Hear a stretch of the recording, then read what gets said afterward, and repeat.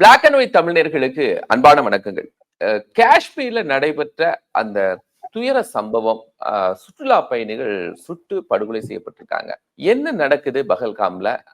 யார் இதுல முக்கிய புள்ளியா இருக்காங்க?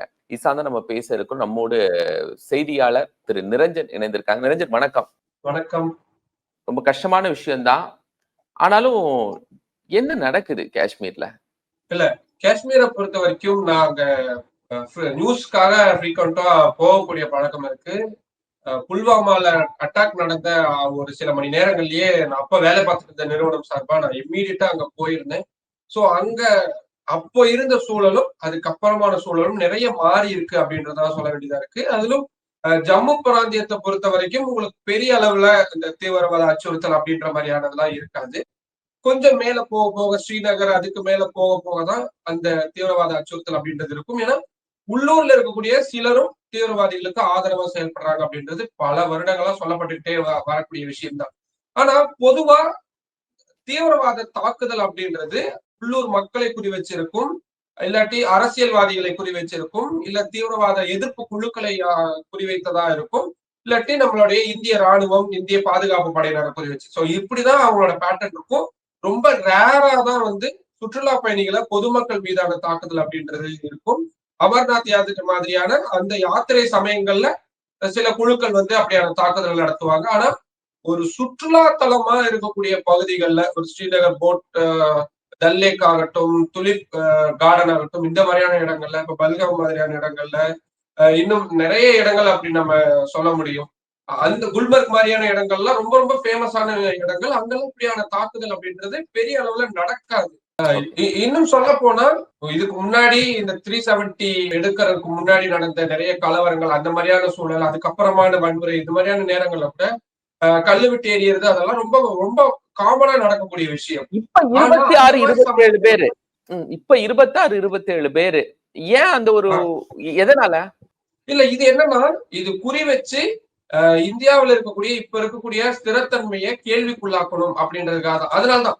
ஏன்னா இது வரைக்கும் பண்ணாத ஒரு விஷயம் நடந்திருக்கு. சுற்றுலா பயணிகள் மீது இப்படியான கொடூர தாக்குதல் அப்படின்றது நடத்தப்படாதது அப்படின்ற சூழல்ல இப்ப மாற்றப்பட்டிருக்கு அப்படின்னா இது வரைக்கும் இருக்கக்கூடிய ரூல்ஸ் அப்படின்றது எல்லாமே மாறி இருக்கு. நீங்க சீனா உமர் அப்துல்லா வந்த பிறகு மாறி இருக்குங்கிறீங்களா? இல்ல, ஒட்டுமொத்த அந்த சினாரியாவே மாறி இருக்கு. அதாவது மத்திய அரசுல மாற்றம் வந்ததுக்கு அப்புறமா, மாநில அரசுல அங்க ஒரு புதிய அரசு வந்ததுக்கு அப்புறமா, தேர்தலை நோக்கி ஜம்மு காஷ்மீர் மாற தொடங்கி இருக்கிறது சம்பந்தமா, ஜம்மு காஷ்மீர் மாநிலத்துல சுற்றுலா பயணிகளுடைய அந்த ஒரு கவுண்ட் ஆகட்டும், அவங்க மற்ற மாநிலங்கள்ல இருந்து எப்பவுமே ஜம்மு காஷ்மீர் அப்படின்றது தனிச்சுதான் தெரியும். அவங்களுக்குன்னு இருக்கக்கூடிய நான் ஒரு கேள்வி வைக்கிறேன் உங்கள்ட்ட.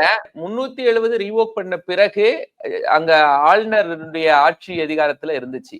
அப்போ அங்கங்க ஒவ்வொரு சம்பவங்கள் நடந்தது, நம்ம செய்திகள்ல பார்த்தோம். ஆனா ஜனநாயக பூர்வமா உமர் அப்துல்லா முதலமைச்சர் ஆன பிறகு இது நடக்குதுன்னா, உமர் அப்துல்லா மிலிட்டண்டோட ஒரு நல்ல ஒரு அசோசியேஷன் இல்லாம இருந்தாரா? இல்ல, இப்போ ஜம்மு காஷ்மீரை பொறுத்த வரைக்கும் கம்ப்ளீட்டா நார்மலைஸ் ஆயிடுச்சு. அதாவது நம்ம பொது ஊடகங்கள்ல பார்க்கிற மாதிரி அங்க எந்த தொல்லையும் இல்ல, ரொம்ப இயல்பு வாழ்க்கையை திரும்பிடுச்சு அப்படின்ற மாதிரியான விஷயங்கள் எப்பவுமே கிடையாது. ஏன்னா தீவிரவாதிகளுடைய பேட்டர்ன் அப்படின்றதே குளிர்காலம் முடிஞ்சதுக்கு அப்புறமா, ஏன்னா கடுமையான பனிப்பொழிவு இருக்கக்கூடிய காலத்துல அவங்க உள்ள நுழையிறது அப்படின்றத பண்ண மாட்டாங்க. அதுக்கப்புறமா சம்மர் வர்றதுக்கும் வின்டர் முடியறதுக்கும் இருக்கக்கூடிய அந்த குறிப்பிட்ட இடைப்பட்ட காலத்துல கடுமையான ஃபாக் இருக்கும், ரொம்ப ஒரு பனிமூட்டம் மாதிரி இருந்தாலும் கூட பனிப்பொழிவு இருக்காது. அந்த நேரத்துல என்ன டெக்னாலஜியை பயன்படுத்தினாலும் நீங்க ஈஸியா சுலபமா தப்பிச்சிட முடியும். அந்த டைம் தான் அவங்க இப்படி உள்ள ஊடுருவி வரக்கூடிய சூழல். இப்ப புதுசா அங்க அரசு அமைஞ்சதுக்கு அப்புறமா நிறைய மாற்றங்கள். ஏன்னா காவல்துறை ஜம்மு காஷ்மீர் மாநில அரசின் வசம் இருக்கும். அதே நேரத்துல பாதுகாப்பு அப்படின்றது ராணுவ பாதுகாப்பு மற்ற விஷயங்கள் எல்லாம் மத்திய அரசு கைவசம் இருக்கும். இவங்க 2 பேருமே ஒத்து போகாத சூழல்ல தான் இருக்கிறாங்க அப்படின்றது மாற்று கருத்தே கிடையாது. நிறைய விஷயங்கள்ல உமர் அப்துல்லா கடுமையான முறையில மத்திய அரசை எதிர்க்கிறாரு. சோ அவங்களுக்குள்ள இருக்கக்கூடிய அந்த விஷயங்கள் அப்படின்றது, அதாவது அவங்களுக்குரிய சுமூக உறவின்மை அப்படின்றது கூட இதுக்கு பின்னணியில காரணமா இருக்கலாம். ஆனா இப்ப அது நம்ம டூ ஏர்லி அதை ஜட்ஜ் பண்றது இட்ஸ் டூ ஏர்லி. நம்ம இப்ப அதை பத்தின விஷயங்களை பேசினோம்னா முக்கியமான விஷயங்கள் இதன் பின்னணியில யார் இருக்கிறாங்க அப்படின்ற மாதிரியான விஷயங்கள் மட்டுப்பட்டு போயிடும்.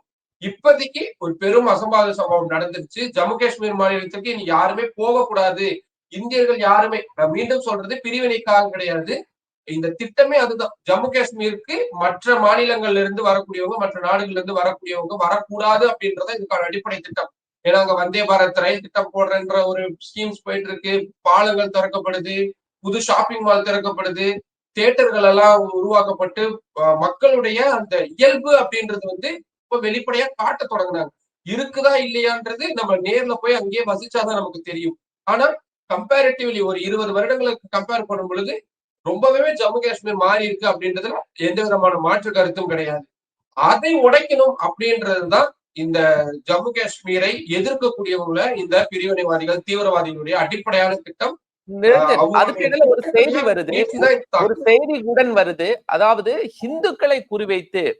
ஹிந்துக்களா அப்படின்னு பார்த்து இந்த தாக்குதல் நடத்தப்பட்டிருக்கு அப்படிங்கிற ஒரு சம்பவமும், உடன் ஒரு ம். கணவரை கொன்னுடுறாங்க, மனைவி ம். தன்னையும் என்ன பண்றீங்க கொன்றுங்கன்னு சொல்லுகிற போது, சொல்றேன் கேக்குறேன். மோடிக்கோ போலோ அப்படின்னு சொல்லிட்டு, ம். மோடிட்ட நீ ம். சொல்லு அப்படிங்கறதெல்லாம் இதெல்லாம் உண்மையான சம்பவம் தானா?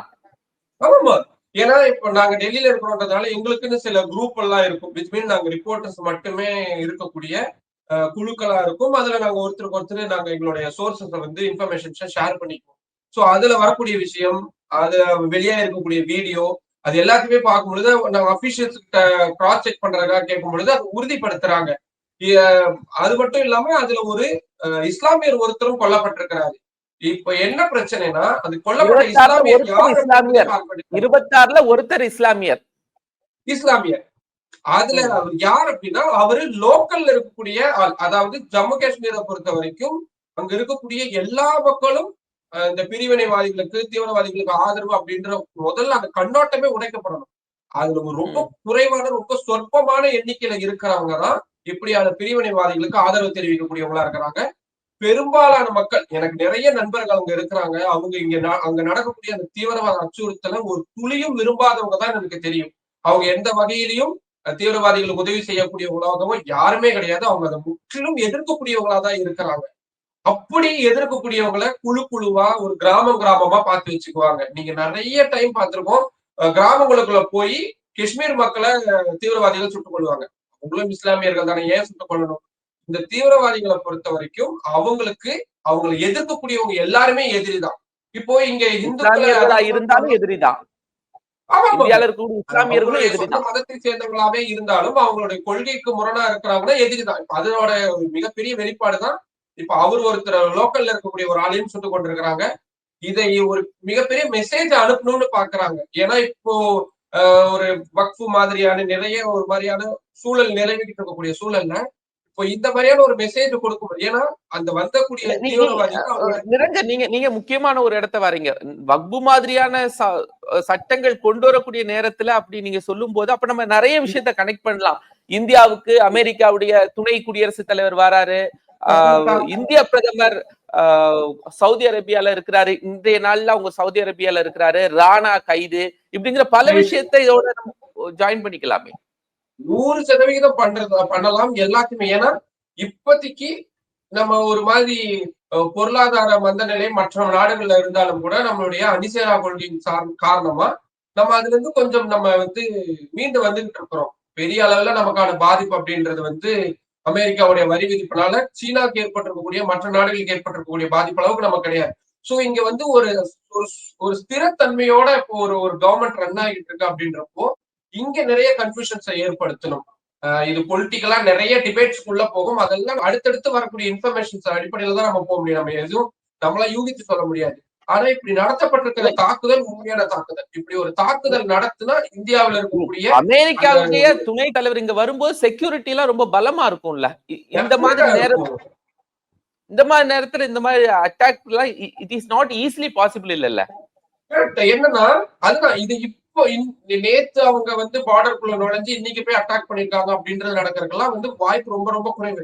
ஏன்னா அந்த அட்டாக் நடந்திருக்கக்கூடிய அந்த சுற்றுலா தலமான பல்காம் பகுதிக்கு வந்து நடந்துதான் போக முடியும். போனி அப்படின்னு சொல்லப்படக்கூடிய அந்த கலப்பின குதிரை மூலியமா தான் போக முடியும். ஏன்னா அது அப்படியான ஒரு இடமா தான் அமைஞ்சிருக்கு. ஆயிரக்கணக்கானவங்க ஒரே நேரத்துல குவிஞ்சிருக்காங்க. அது எதுவும் ரொம்ப ரிசர்வ்டான இடமும் கூட கிடையாது. அப்படின்னா ஏற்கனவே வந்தவங்க பொதுமக்களோட பொதுமக்களா அங்க வசிச்சு அதுக்கப்புறமான ஒரு திட்டமிட்ட தாக்குதலா தான் இதை நம்ம பார்க்க முடியும். ஏன்னா ரொம்ப ஹெவி ஃபயரிங்ஸ் இருக்கக்கூடிய இடம், கடுமையான முறையில பாதுகாப்புகள் இருக்கக்கூடிய இடம். நான் தான் சொல்றேன், என்ன ஜம்மு காஷ்மீர் போயிருக்கிறேன் அப்படின்னா ஸ்ரீநகர் மாதிரியான முக்கியமான இடங்களுக்கு போயிருக்கேன் அப்படின்றதுனால எந்த அளவுக்கு ராணுவ கட்டுப்பாடு அங்க இருக்கும் அப்படின்றத கண்கூடா பார்த்திருக்கோம். சோ ஒரு ஒரு சின்ன சந்தேகம் வருதுனாலும் கூட உடனடியா சோதனை அப்படின்றது நடத்தப்படும்.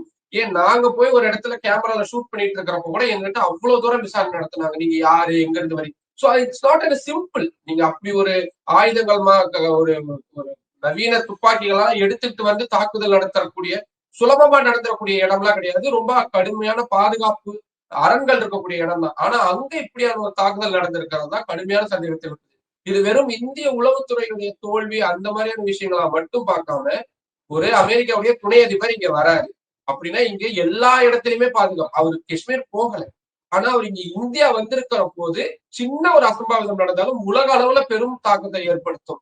இப்போ உமர் அப்துல்லா, அமித்ஷா எல்லாரும் சேர்ந்து ஒரு மீட்டிங் போட்டிருக்காங்க. அடுத்து இந்தியாவுடைய தாக்குதலும் தொடங்கி இருக்கு அப்படிங்கிறாங்களே. இப்போ சரியா இன்னும் ஒரு 10-15 நிமிடம், இப்ப நம்ம ஒரு 10:30 மணி அளவுல பேசிக்கிட்டு இருக்கிறோம். ஒரு 11 மணி அளவுல டெல்லியில பிரதமர் நரேந்திர மோடி தலைமையில பாதுகாப்பு துறைக்கான மத்திய அமைச்சரவை கூட்டங்கள் நடக்க போகுது. ஸ்ரீநகர்ல இருந்து காணொலி காட்சி வாயிலா அமித்ஷா அவர்கள் கலந்து கொள்வாரு அப்படின்ற மாதிரியான இன்ஃபர்மேஷன் நமக்கு உறுதியா சொல்லப்பட்டிருக்கு. இரண்டாவது, பாதுகாப்பு அப்படின்றது எல்லை பகுதிகள்ல பலப்படுத்தப்பட்டிருக்கு.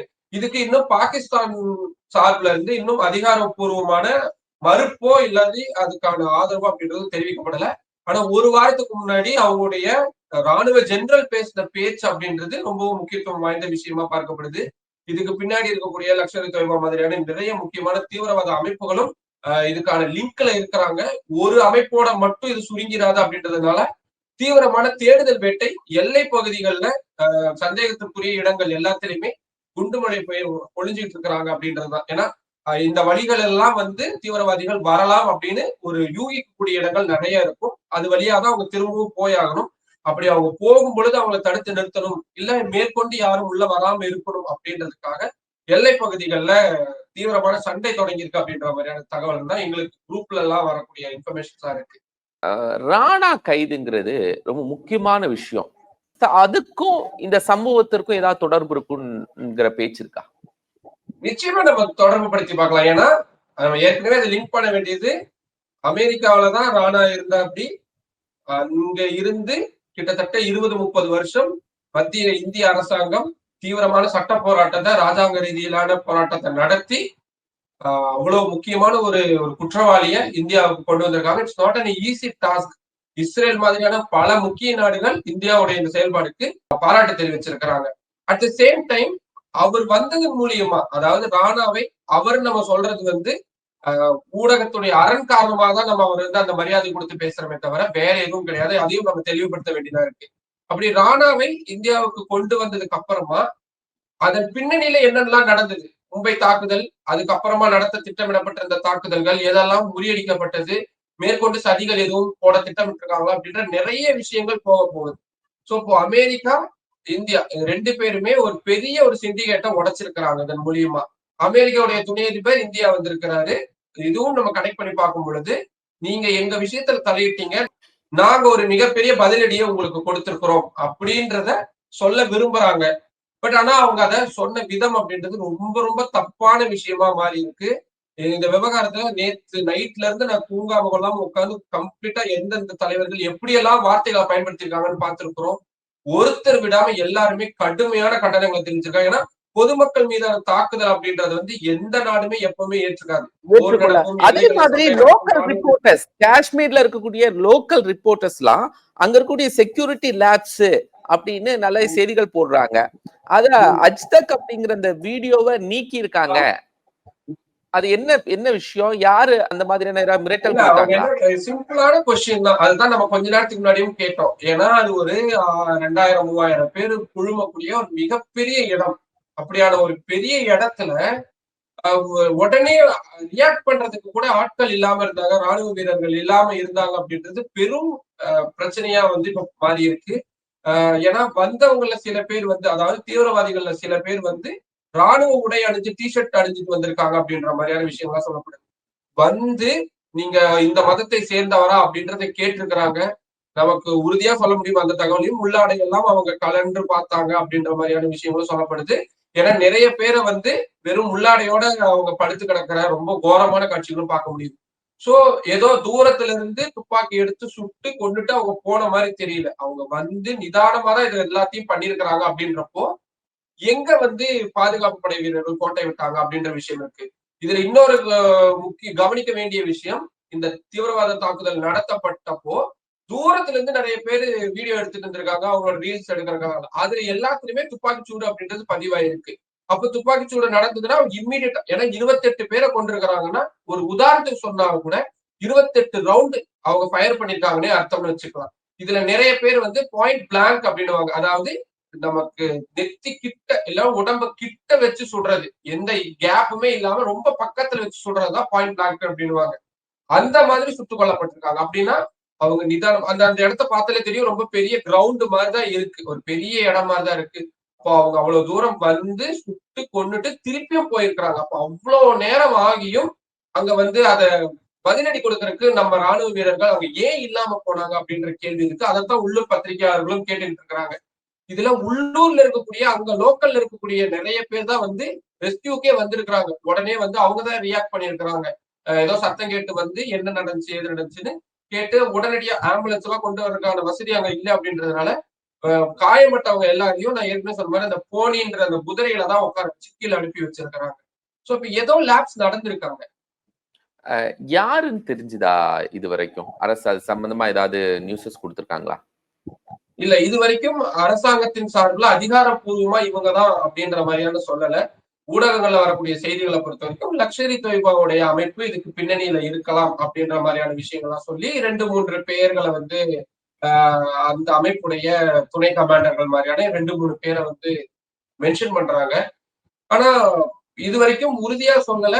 பட் யாரா இருந்தாலும் நடவடிக்கை எடுக்கப்படும்னு சொல்லியிருக்கிறாங்க மத்திய அரசு. நம்ம ஏற்கனவே புல்வாமா நடந்த டைம்லயே தெரியும், நமக்கு சர்ஜிக்கல் ஸ்ட்ரைக் மாதிரியான விஷயங்கள் எல்லாம் கூட நடத்தப்பட்டது. அடுத்து என்ன நடக்க போகுது, ஒருவேளை அதே மாதிரியான மற்றும் ஒரு மிகப்பெரிய தாக்குதலுக்கு தயாராகிறாங்களா, இல்ல பாகிஸ்தான் ராணுவத்து கூட நேரடியா மோத போறாங்களா அப்படின்றதெல்லாம் நிறைய முக்கியமான விஷயம். எதுவா இருந்தாலும் பிரதமர் தலைமையில் நடக்கக்கூடிய அந்த பாதுகாப்புத்துறைக்கான அமைச்சரவை கூட்டம் முடிஞ்சதுக்கு அப்புறம் தான் நமக்கு தெரிய வரும். நிறைய தகவல்களை இப்போ காஷ்மீர்ல என்ன நடந்துட்டு இருக்கு அப்படிங்கிற பதிவு செஞ்சிருக்கீங்க. மிக்க நன்றி.